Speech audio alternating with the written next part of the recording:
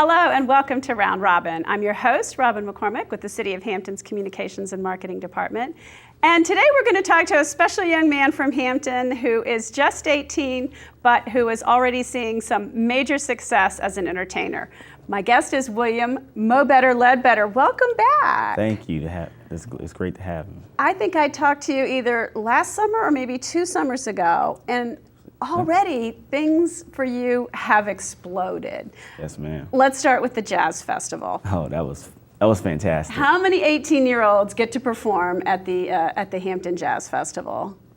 You're the first. You've got to be the first. Honestly, I have no clue, but I mean, it's not like everybody gets the opportunity, so it's a blessing. So how did you find out? Who called you and said, hey?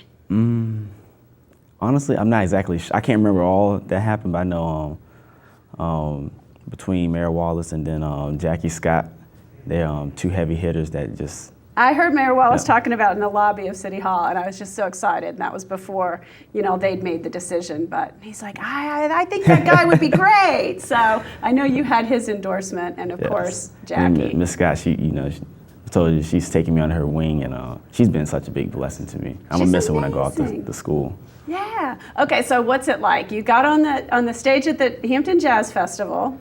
Oh, it was awesome. I mean, just to be in front of a sold-out crowd. I mean, everywhere you look. I mean, it was kind of dark on stage, especially I had my shades on. But you see the lights, and every now and again I look over my shades and look at the crowd, and just try to have a little fun with it. But it was fantastic. And you played with Jackie Scott and the House Yes. Wreckers. What all did you? And I didn't get to be there because it was a sold-out crowd. So what numbers did you guys perform? We did. Let's see. We opened up with "Damn Right I Have the Blues" by Buddy Guy. We did one of her originals, "I Can Tell."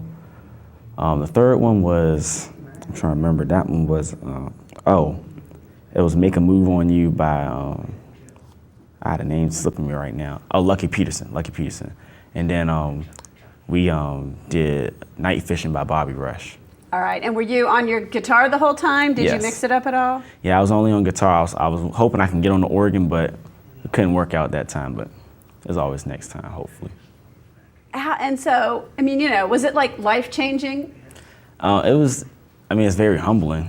I mean, like you said, it's not too many 18-year-old graduates of high school get to partake of events like that. So it was very humbling. I bet. So that's not the only thing you've been doing this summer, and really even during the school year, right? Yes. I've heard your name on a lot of playbills. So tell me some of the other places you've been performing. Lately, I mean, I've done a lot of private gigs. I was gonna be playing with Bria Kelly, but unfortunately that one got rained out, or so they say. Yeah, that was a weird little hurricane scare. It sure was. As happens so often here. So, and she's from The Voice, right? For the Smithfield girl who was on The Voice. Yes. And she's kind of bluesy and has moved into that, used to sing country. So you guys would be a great combination, I think. I want to sign up for that whenever you perform together. All right. And what else, though, didn't you have a show at the American Theater? That was back in February, yes. We had our Blues Camp fundraiser, and that was it was a great success. Fantastic. We had a whole bunch of our sponsors come out to play. Of course, all the youth were out there playing. It was just fantastic. Still, to see the support and love from the community. Because if I'm not mistaken, that was also sold out. Yeah, I think it was. I heard that. That's wonderful. Packed house. Yes. Wow. So, you graduated from Kickytown a couple of months ago. What's next for you? I'm heading down to North Carolina A&T State University in Greensboro, where I'm planning a major in mechanical engineering and then possibly minor in music. I was going to say, okay, let's pretend your mom's not listening. How do you, you obviously have an amazing talent for music. Thank you. Obviously, a nod to your mom. It's a tough business. People who are wonderful still don't make a living from it. But how do you make that choice? Are you going to go for it? I'm always keeping my options open. You never know. Somebody could be like, oh, I want to sign you and you can make all this. I still weigh out my options. But as of now, I'm going with something that's going to be a little bit more steady so I can fund my projects because, as you know, I have an organ now and I love to dump money into it, improve it. and just tinker with it. So, but that's not cheap. So what instruments do you play now? I play guitar, that's my main. Right. Recently, organ, piano. Well, actually, I've been playing piano the longest. Harmonica, trumpet, a little bit. Mandolin and bass. And I'm still trying to learn some more, but got to work on those first. And is it mostly blues, or do you have other musical styles? It's mostly blues. With guitar, I can do a whole bunch, like many genres. With the organ, my best part, I do play a lot of blues with it, and then also play gospel. Every now and again, I take it to church and I play it there. Piano, same thing.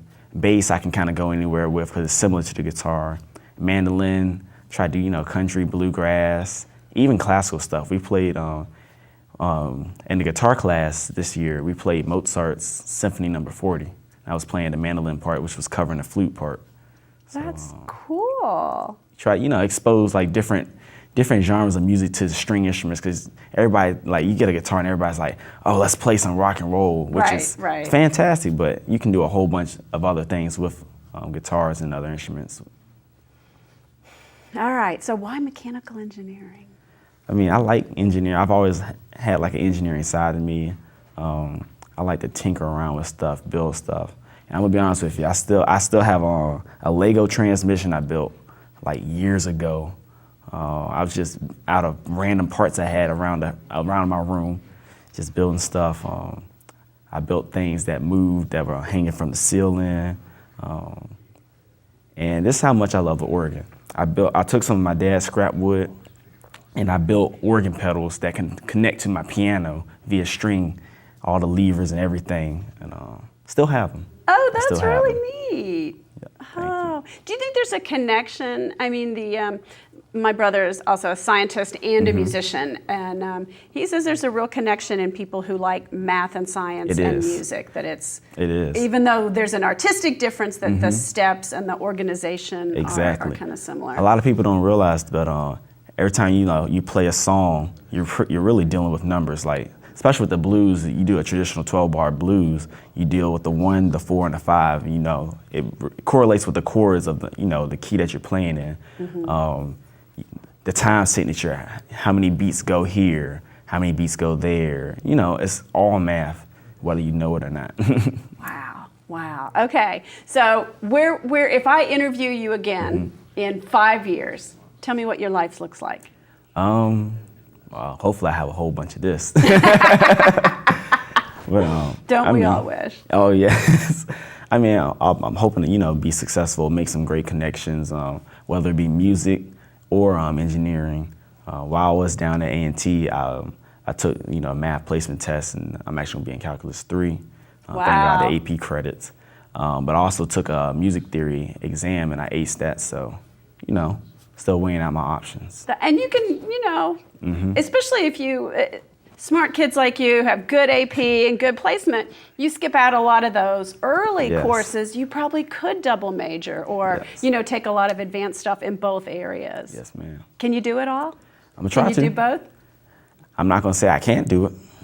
So, it's all, it just depends on how, the schedule goes, how I can work out classes and, just work it out with living on campus and all the homework and all that stuff that's going to be handed out to me soon. That sounds great. Well, good luck. How long does it take to get a mechanical engineering degree? Is that your 4-year, or do you need a master's in that one? I think it's you get your 4-year degree, but I need to do my research because there's a possibility they have like a 5-year master's program. Yeah. I know they have it for civil engineering. A lot of people in engineering kind of go straight to that master's. So if I can go ahead and do that, that's like a no-brainer right there. Well, that sounds wonderful. And I'm going to predict that we are going to be hearing a lot more of you. And I hope, and I'm sure your mom hopes you'll come home in the summers and still perform and still be active in this area. Are you going to work with the Blues Camp? This year, yes, ma'am. Are you not a participant but an advisor, or are you still one of the kids? I'm still one of the kids, but at the same time, since I'm one of the older ones, I still try, look out for the younger ones, try to show them some of the stuff I do, and give them opportunity to do different things. Like, I'm bringing the organ to it, so I'm probably about to be looking like Popeye within the next week. But, help them be exposed like my mentors have exposed me. So. Did you get to go to Chicago this year? Unfortunately, no. I wished, but. But you've done a fair amount of traveling with this too, at least a little bit. I mean, being able to perform in Chicago, being able to be just, have your name out there. Yes, ma'am. At age 18. Actually, you started 16-ish. Actually, I started playing, playing the guitar and trying to get out there around like age 12, 13. But I met Miss Scott when I was either 15 or 16, and then she started, taking me from here to way up there. Yeah, so. yeah. Where did the name Mo'better come from? Who gave you that, or did you develop that? Do you even remember? I think it was my dad. I think we were just brainstorming names, and he gave me that name. I don't remember the story behind it, but that's how it's just stuck. Well, good luck, and it's exciting to see your success at such a young age. So many people your age, are in the news for bad things, and it's good to spotlight the wonderful things that you're doing, and other people your age doing great stuff too. But yes, ma'am. You're definitely special. Thank you.